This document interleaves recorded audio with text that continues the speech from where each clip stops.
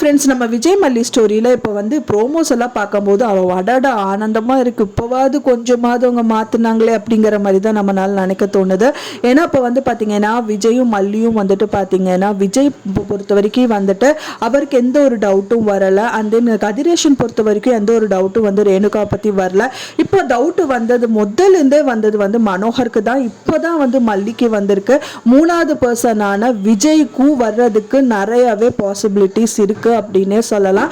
எப்படின்னு கேட்டிங்க அப்படின்னா ப்ரோமோல கூட காமிச்சிருக்காங்க. மல்லி என்ட்ரி கொடுத்துட்டு போறாங்க. போனோடனே விஜயும் என்ட்ரி கொடுக்குறாரு. மல்லி என்ட்ரி கொடுக்கும்போது தான் வந்து ரேணுகா யாரோ கூட பேசிட்டு இருக்கிறதா வந்துட்டு அவங்க சொல்றாங்க. யாருக்கிட்டக்கா பேசிட்டு இருக்கீங்க அப்படிங்கிற மாதிரி கேட்குறாங்க. அப்பதான் வந்து ரேணுகா சுடர் வந்து என்ன சொல்றாங்க அப்படின்னா, என் அம்மா கிட்ட பேசிட்டு இருந்த, நீயும் பேசுறியா அப்படிங்கிற மாதிரி பைத்தியம் மாதிரி நடிச்சாங்க. ஸோ அவங்க வந்துட்டு போனதுக்கு அப்புறமா விஜயும் வந்துட்டு என்ட்ரி கொடுக்குறாங்க.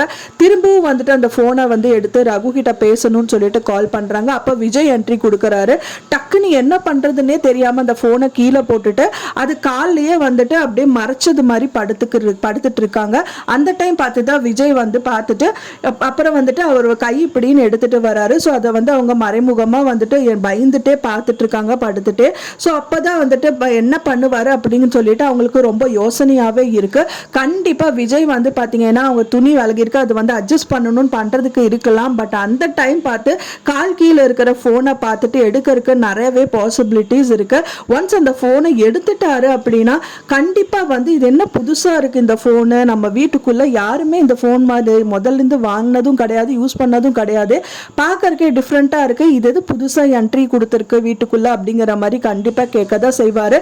அதுவும் வந்து பாத்தீங்கன்னா இப்போ ரேணுகா இருக்கிற பெட்டு கீழே இருக்கு, அப்படி கால் கீழே இருக்குங்கும் போது கண்டிப்பா ரேணுகா கிட்ட தான் கேட்பாங்க. அவங்க கண்டிப்பா எக்ஸ்பிளைன் பண்ணி தான் ஆகணும். ஸோ அப்பவும் மல்லியை வந்து மழுப்பின மாதிரி விஜய் கிட்டயும் எனக்கு தெரியாது, இது எப்படி வந்துச்சுன்னு தெரியாதுன்னு பைத்தியமா நடிக்கிறதுக்கு சான்சஸ் இருக்கு.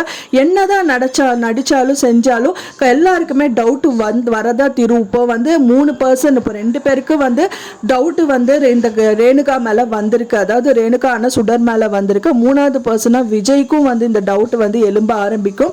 4வது விஷயமா கதிரேஷனுக்கும் வந்துட்டு ஒன்னா அவருக்கு டவுட் வர மாதிரி இருக்கலாம். இல்லாட்ட இவங்க எல்லாரும் போய் எக்ஸ்பிளைன் பண்ணி கண்டிப்பா எனக்கு என்னமோ டவுட்டா இருக்கு, இது சுடர் வேற யாராவது பொண்ணாதான் இருக்கும், நான் உங்க ரேணுகாவா இருக்காது அப்படின்னு சொல்றதுக்கு நிறையவே பாசிபிலிட்டிஸ் இருக்கு.